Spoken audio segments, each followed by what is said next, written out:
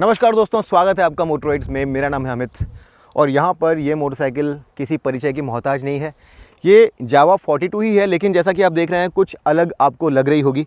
अब जब जावा लॉन्च हुई थी तो जिस तरह का रिस्पॉन्स जावा को मिला उसके लिए शायद कंपनी खुद भी तैयार नहीं थी और इतनी ज़्यादा डिमांड को पूरा करने में वो लोग असक्षम थे। लेकिन उसके बाद कोविड ने भी आकर के उनके डेवलपमेंट के अंदर कुछ बाधा उत्पन्न करी, कस्टमर्स की कुछ शिकायतें भी थी। लेकिन कोई भी नई कंपनी जब अपने पैरों पर खड़ी होती है तो इस तरह के छोटे मोटे प्रॉब्लम्स, टीथिंग इश्यूज़ जो हैं ये उन्हें फेस करने होते हैं और धीरे धीरे उन प्रॉब्लम्स को आप ओवरकम करते हैं और कस्टमर्स की जो इश्यूज़ हैं उन्हें भी आप धीरे धीरे पार पा लेते हैं। उनके जो इश्यूज़ हैं उन्हें आप एड्रेस करते हैं। इसी जर्नी का एक पार्ट ये एकदम नई जावा 42 2.1 या फिर क्लासिक स्पोर्ट इसे आप कह सकते हैं, ये है। और यहाँ पर बहुत कुछ नया है, लेकिन इसके और पहली जावा जो थी उसके बीच में एक और स्टेप था और वो स्टेप था जावा 42 BS6।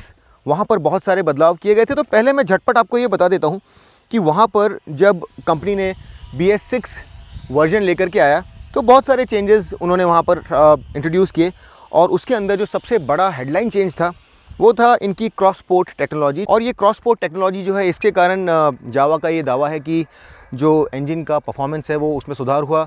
यहाँ पर जो मिड रेंज है ये इम्प्रूव हुई, वॉल्यूमेट्रिक एफिशिएंसी जो है उसके अंदर भी काफ़ी सुधार हुआ। और ये काम इस तरह से करता है कि जो एग्जॉस्ट पोर्ट हैं ये कुछ इस तरह से बाहर निकलते हैं और यहाँ पर बीच में एक सेपरेशन होता है, लेकिन ये सेपरेशन जो है हटा दिया गया है और इसके कारण जो एग्जॉस्ट पोर्ट्स हैं यहाँ से जो हवा निकलती है वो जब आगे जाती है तो आपस में इंटरमिंगल होती है और बीच में जो लैम्बडा सेंसर लगा रहता है, यानी कि जो ऑक्सीजन सेंसर लगा रहता है, वो एग्जॉस्ट के अंदर ऑक्सीजन की सही मात्रा का विश्लेषण कर सकता है, क्योंकि दोनों ही एग्जॉस्ट से जो हवा आ रही है उसको मिक्स होने के बाद वो एक ज़्यादा ज़ाहिर तौर पर, ज़्यादा सटीक तौर पर उस वैल्यू को डिटेक्ट कर पाता है।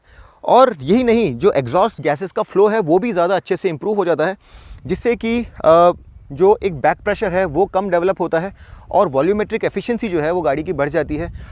जो चार्ज की एफिशिएंसी है वो भी बढ़ जाती है, एग्जॉस्ट की एफिशिएंसी जो है वो भी बढ़ जाती है और इस तरह से जो गाड़ी है ये आपको एक बेहतर रिस्पांस दे पाती है, ज़्यादा बेहतर तरीके से चल पाती है, उसकी जो वॉल्यूमेट्रिक एफिशिएंसी है वो ज़्यादा बढ़ जाती है।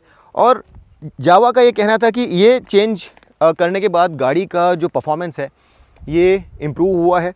यहाँ पर पावर जो है उसमें भी ज़रा इजाफा हुआ, 0.82 PS से इसकी पावर बढ़ गई और यहाँ पर अब आपको ज़रा ज़्यादा पावर भी मिलती है, 1 PS से भी कम, लेकिन इजाफा तो इजाफा है। इसके अलावा यहाँ पर कुछ और भी चेंजेस किए गए। जावा का कहना था कि यहाँ पर गियर शिफ्ट जो थे इसमें इम्प्रूवमेंट किया गया और उसके अलावा ये जो सीट है, इस सीट का जो शेप है, सीट पैन जो है और कुशनिंग जो है ये ज़्यादा बेहतर करी गई, ताकि इस गाड़ी को आप ज़्यादा लंबे डिस्टेंसेस पर चला सकें बिना किसी तकलीफ़ के।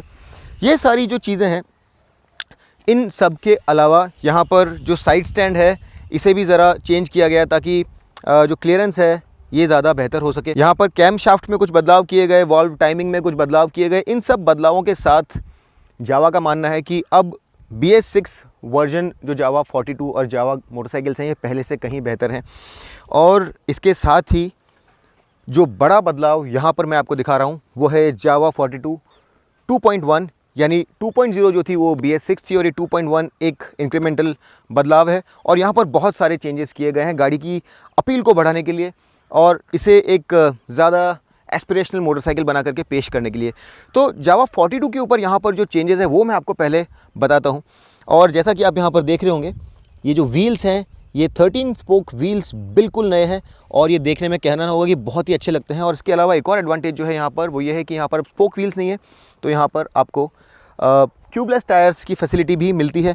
और उसके अलावा यहाँ पर आपको ये बहुत ही अच्छे से की गई ग्रे कलर की पिन स्ट्राइपिंग मिलेगी, जहाँ पर आपको क्लासिक लेजेंड्स जावा 42 का 42 और उसके अलावा एक ख़ास डिटेल जावा ओरिजिनल का ये एम्ब्लेम स्पोक के बीच में एक जगह नज़र आएगा।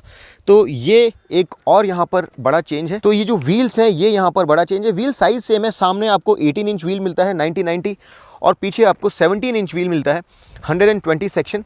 और पीछे भी जैसा कि आप आगे देख रहे होंगे वैसे ही यहाँ पर भी आपको एक नए स्टाइल का ये ऑल ब्लैक अलॉय मिलता है। यहाँ पर भी आपको जावा ओरिजिनल की ब्रांडिंग मिलेगी, वही पिन स्ट्राइपिंग, और ये देखने में बहुत ही अच्छा लगता है।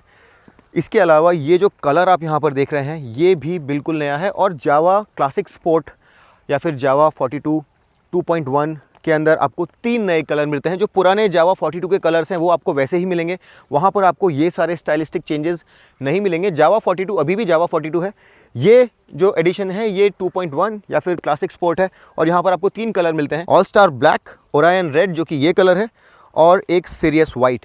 ये तीनों ही कलर पर्लसेंट या फिर मैट फिनिश में है और देखने में बहुत ही खूबसूरत लगते हैं। ब्लैक कलर जो है मेरे ख्याल से आप में से बहुत सारे लोगों को बहुत ज़्यादा अपील करेगा क्योंकि वो मेरे ख्याल से एक ज़्यादा एक्सेप्टेबल कलर है। लेकिन ये रेड कलर जो है यहाँ पर भी अगर किसी राइडर में सही एटीट्यूड है और वो अपने आप को ठीक से ड्रेसअप करना जानता है तो ये रेड कलर भी बहुत ही ज़्यादा अपीलिंग है। इसके अलावा एक वाइट कलर भी है। अच्छा, चेंजेस की हम लोग जब बात कर रहे हैं तो यहाँ पर आपको कुछ एक्सेसरीज़ भी नज़र आ रही होंगी और ये स्टैंडर्ड फिटमेंट नहीं है, इसलिए मैं आपको पहले ही बता देता हूँ। यहाँ पर ये जो ग्रिल आप देख रहे हैं ये स्टैंडर्ड फिटमेंट नहीं है, ये एक एक्सेसरी है। ये छोटी फ्लाई स्क्रीन जो आप यहाँ पर देख रहे हैं ये भी एक एक्सेसरी है, लेकिन ये मिरर्स आपको स्टैंडर्ड मिलते हैं और इसके साथ ही यहाँ पर आप जो ये पीछे एक स्टे के साथ जो ग्रैब रेल के पीछे एक्सटेंशन देख रहे हैं ये भी एक एक्सेसरी है, ये स्टैंडर्ड इक्विपमेंट नहीं है।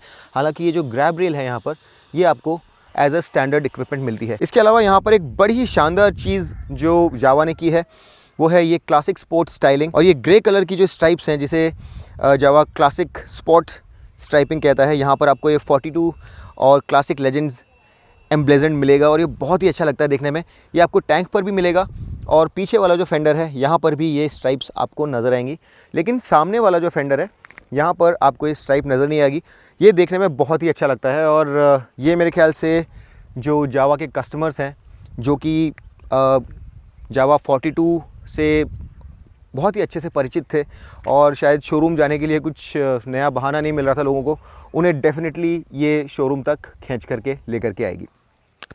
अब ये तो बात हो गई चेंजेस की कि जावा 42 2.1 में आपको क्या क्या मिलता है, लेकिन जो ज़्यादा ज़रूरी बात मेरे ख्याल से आप जो जानना चाहते हैं वो ये है कि ये गाड़ी चलती किस तरह से है और क्या वाकई में BS6 में जो बदलाव किए गए हैं उसके बाद गाड़ी ज़्यादा बेहतर चलती है कि नहीं। इसका इग्निशन यहाँ पर है और हैंडल लॉक जो है वो आपको यहाँ पर नज़र आएगा। तो चलिए सबसे पहले हम लोग इस गाड़ी को स्टार्ट करके देखते हैं और इसका एग्जॉस्ट नोट कैसा है उस बारे में ज़रा अपनी राय कायम कर लेते हैं।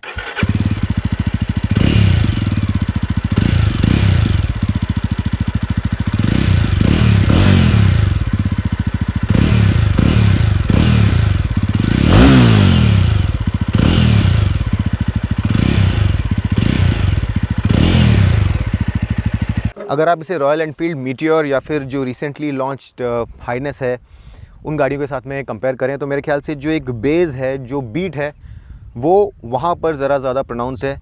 ये एग्जॉस्ट ज़रा ज़्यादा स्पोर्टी लगता है और ये जो इंजन है ये भी एक लिक्विड कूल्ड इंजन है और इसका जो कॉन्फ़िगरेशन है वो भी इस तरह के जितने भी इंजन हैं उनमें सबसे ज़्यादा एडवांस्ड है। ये एक DOHC इंजन है, 4 वॉल्व्स यहाँ पर आपको मिलते हैं, लिक्विड कूलिंग आपको मिलती है और यहाँ पर आपको पावर भी इस पूरे सेगमेंट में सबसे ज़्यादा मिलती है। यहाँ पहले 26.51 PS की पीक पावर बनती थी, अब यहाँ 27.33 PS की पीक पावर बनती है जो कि 0.82 PS ज़्यादा है और 27 न्यूटन मीटर्स का पीक टॉर्क बनता है। ये टॉर्क अगर आप इसे सेगमेंट में दूसरी गाड़ियों से कंपेयर करें तो यहाँ पर हाइनेस में आपको ज़रा ज़्यादा टॉर्क मिलता है। बेनेली में भी आपको 2 न्यूटन मीटर्स टॉर्क ज़्यादा मिलता है, लेकिन पावर यहाँ पर बाय फार सबसे ज़्यादा है और बाकी जितनी भी बाइक्स यहाँ पर हैं उनसे कम से कम यहाँ पर 7 PS ज़्यादा पावर आपको मिलती है। अब यहाँ पर अगर आप परफॉर्मेंस की बात करें तो जो टॉप स्पीड है, जो स्पीडो इंडिकेटेड 130 के आसपास जो टॉप स्पीड है वहाँ पर आपको कोई फ़र्क देखने को नहीं मिलेगा, लेकिन जो फ़र्क आपको यहाँ पर देखने को मिलेगा वो मिड रेंज के अंदर आपको डेफिनेटली जो सेंस ऑफ एक्सेलरेशन है वो ज़्यादा रहेगा। और ये चूँकि एक लिक्विड कूल्ड इंजन है तो जो लो एंड टॉर्क है यहाँ पर वो मेरे ख्याल से अगर आप इसे कंपेयर करें मिसाल के तौर पर मीटियोर से या फिर हाइनेस से, तो वो लो एंड ग्रंट यहाँ पर उतना ज़्यादा प्रोनाउंस नहीं है और यहाँ पर टैकोमीटर नहीं है तो आप ये चीज़ तय नहीं कर सकते कि कितने RPM पर किस तरह से ये गाड़ी बिहेव कर रही है। लेकिन आप अगर इंजन की आवाज़ सुन करके समझने की कोशिश करें तो ये जो गाड़ी है ये अपने मिड ड्राइव्स में जाकर के ज़रा ज़्यादा पावरफुल होती है और उसके बाद बहुत ही क्लीनली अपना जो पीक आउटपुट है वहाँ तक बड़े आराम से पुल करती है। तो यहाँ पर जो पावर है वो आपको मिड रेंज में ज़्यादा मिलती है। और अगर आप रोल ऑन्स की बात करें, यानी कि अगर आप एक ही गियर में गाड़ी को एक्सेलरेट कर रहे हैं, ख़ास तौर पर मिड रेंज में परफॉर्मेंस की बात करें तो वहाँ पर डेफिनेटली जो एक्सेलरेशन है वो आपको ज़्यादा स्ट्रॉन्ग महसूस होगा। और ये बात भी तयशुदा है कि जितनी भी गाड़ियाँ यहाँ पर आपको मिलती हैं उनमें इस गाड़ी का जो परफॉर्मेंस है वो सबसे ज़्यादा स्ट्रॉन्ग है। अगर आपको एक ऐसी मोटरसाइकिल चाहिए जिसे आप तेज़ चलाना चाहते हैं तो इस तरह की रेट्रो क्लासिक मोटरसाइकिल्स में ये जो बाइक है ये उनमें सबसे ज़्यादा तेज़ है, सबसे ज़्यादा क्विक है। और अगर आप हैंडलिंग की भी बात करें इनफैक्ट तो इस गाड़ी का जो सस्पेंशन सेटअप है ये बाकी गाड़ियों से ज़्यादा बेहतर है। ये गाड़ी बाकी गाड़ियों से बहुत ज़्यादा हल्की है। अगर आप इसे कंपेयर करें दूसरी गाड़ियों से तो यहाँ पर वेट 20 to 30 kgs कम है। 172 kg के कर्व वेट के साथ ये सबसे ज़्यादा मैनेजेबल मोटरसाइकिल है और ये इसकी फ्लिकेबिलिटी और इसकी राइड हैंडलिंग को बहुत अच्छे से अफेक्ट करती है। यहाँ पर सस्पेंशन को भी थोड़ा ट्यून किया गया है और एक राइड और हैंडलिंग का सही बैलेंस मेरे ख्याल से यहाँ पर आपको महसूस होगा। जब मैंने पहली बार इस मोटरसाइकिल को चलाया था तो मुझे इसका सस्पेंशन मामूली तौर पर ज़्यादा फर्म लगा, लेकिन अभी मेरी हाइट के लिए और मेरे वेट के लिए, मेरा वेट लगभग 82 kgs है और इस तरह के वेट के लिए मोटरसाइकिल बहुत ही अच्छे से बैलेंस है। न ज़्यादा फर्म लगती है, न बहुत ज़्यादा सॉफ्ट लगती है और ख़ास तौर पर जब आप इसे स्पॉटली चलाते हैं कॉर्नर्स पर, आज हम लवासा में आए हुए हैं जो कि अपने कॉर्नर्स के लिए जाना चाहता है, तो यहाँ पर जब हमने इसे चलाया तो ये गाड़ी काफ़ी अच्छे से रिएक्ट कर रही थी। और अगर इसे मैं कंपेयर करूं जो रिसेंटली मैंने दूसरी गाड़ियां चलाई, मीटियोर जो है वो इसी सेगमेंट में दूसरी गाड़ी है लेकिन वो एक क्रूज़र है, तो उससे ये ज़्यादा एजाइल लगती है। और होंडा हाइनेस से भी आप अगर इसे कंपेयर करें तो ये डेफिनेटली अराउंड कॉर्नर्स आपको ज़्यादा क्विक, ज़्यादा अलर्ट लगेगी। इसका व्हील बेस इस सेगमेंट में सबसे छोटा है और इसके कारण इसकी फ्लिकेबिलिटी काफ़ी अच्छी है।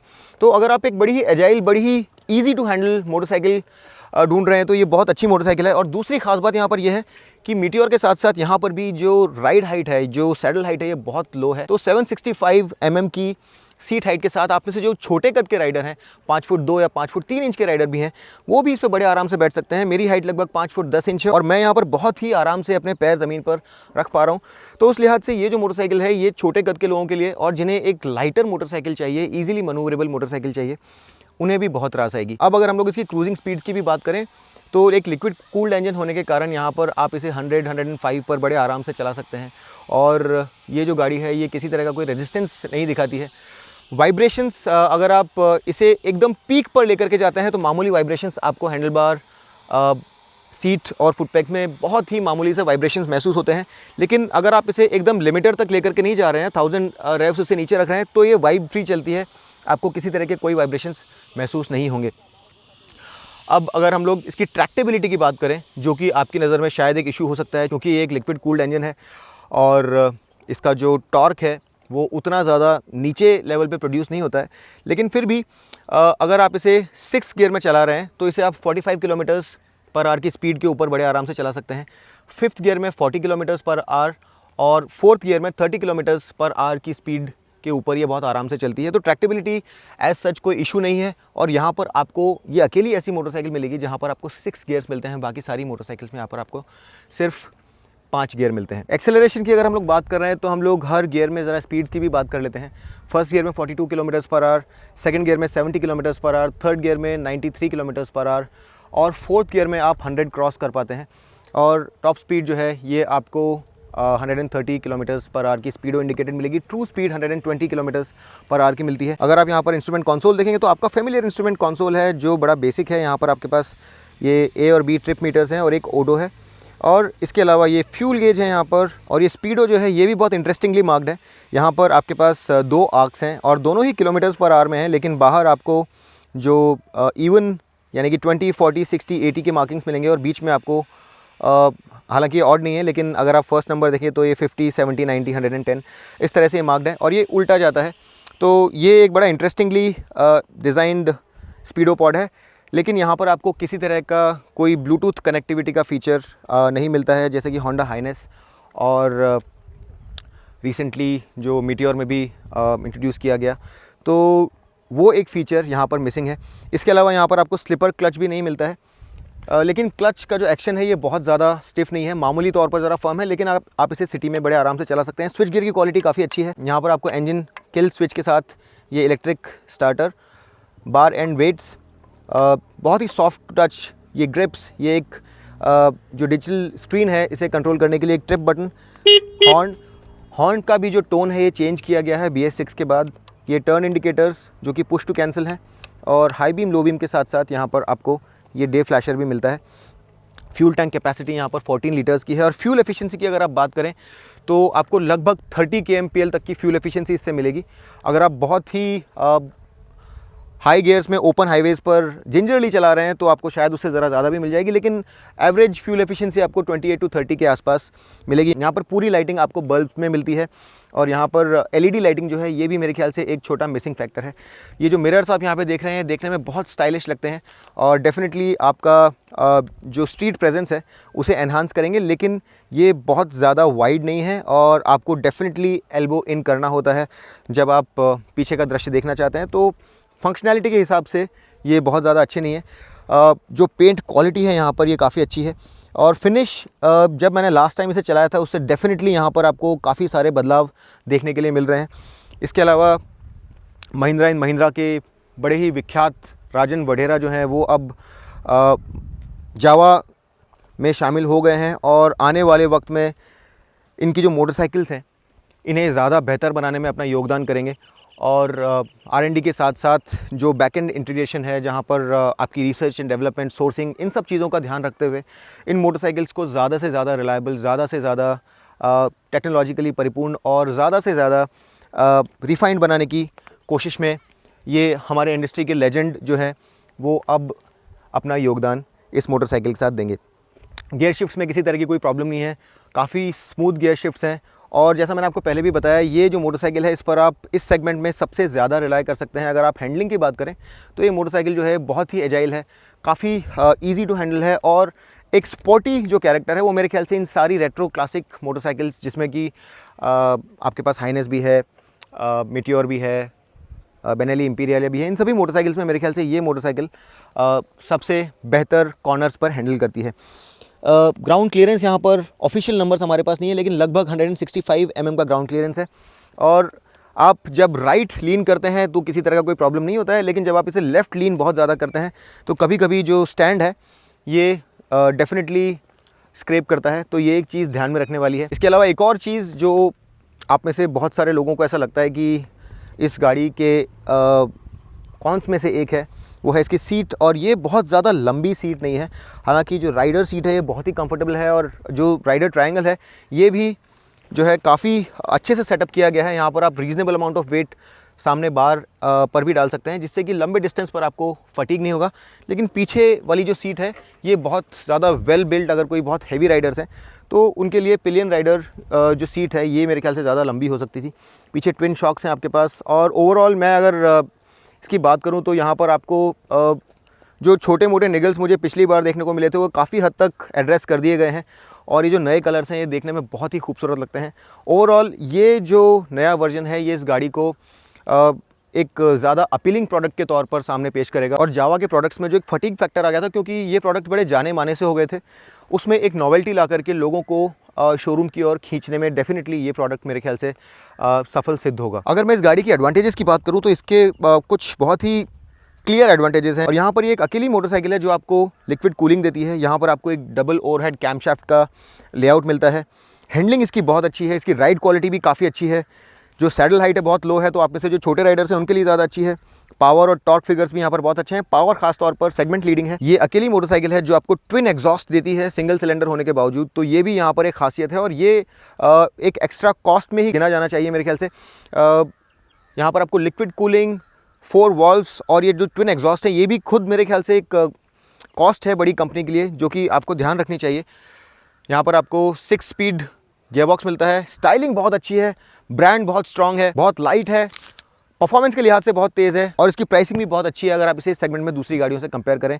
ये वाली जो बाइक है ये सिर्फ डुअल चैनल ABS के साथ आपको मिलेगी। सामने 280 mm और पीछे 240 mm यहाँ पर आपको कॉन्टिनेंटल का डुअल चैनल ABS मिलता है जो कि काफ़ी इफेक्टिव है। ब्रेकिंग यहाँ पर बहुत अच्छी है। टायर्स मेरे ख्याल से यहाँ पर ज़रा और बेहतर हो सकते थे क्योंकि ये काफ़ी स्पोर्टी मोटरसाइकिल है तो टायर ज़रा और स्टिकी होते और ज़्यादा बेहतर होते तो आप वेट में भी इन्हें बहुत अच्छे से यूज़ कर सकते थे। बट जनरल यूज़ के लिए कुछ शिकायत जैसा नहीं है, बट इस गाड़ी के कैरेक्टर के साथ मेरे ख्याल से और ज़्यादा स्टिकी टायर्स जा सकते थे। कॉन्स की अगर मैं बात करूं तो कुछ चीज़ें शायद आप में से कुछ लोगों को पसंद ना आए।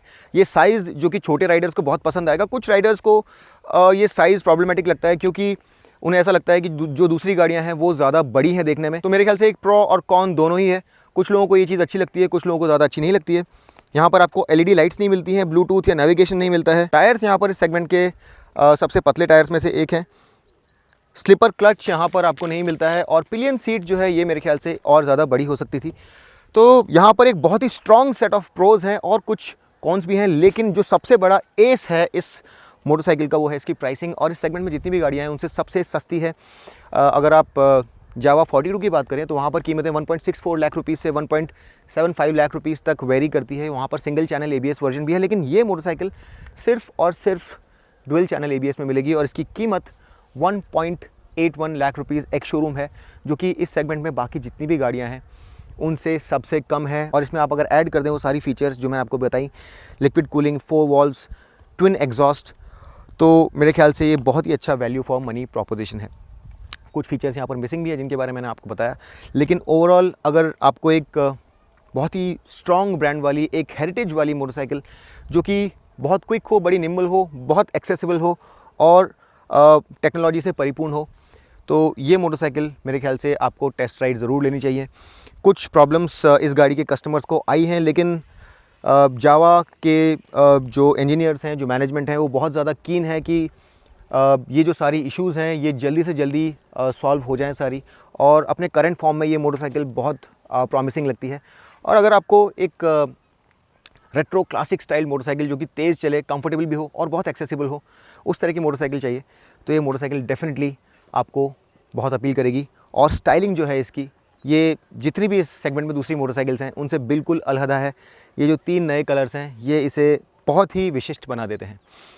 आपको अगर हमारे वीडियोस पसंद आते हैं तो ज़रूर इस वीडियो को लाइक कीजिए, अपने दोस्तों के साथ शेयर कीजिए और इस एल्गोरिदमिक प्रॉब्लम से हमें बचाइए, बिकॉज़ आपको वो देखना है जो आप देखना चाहते हैं। तो हमारे वीडियोस अगर आपको पसंद है, हमारा लॉन्ग फॉर्मेट कंटेंट आपको पसंद है, तो मेरी आपसे गुजारिश है कि आप जब किसी भी प्रोडक्ट के बारे में सर्च करें तो आप वहाँ सामने मोटोराइड ज़रूर लगा दें सर्च टर्म के अंदर, ताकि आपको हमारे रिव्यूज़ डायरेक्टली मिल जाएँ।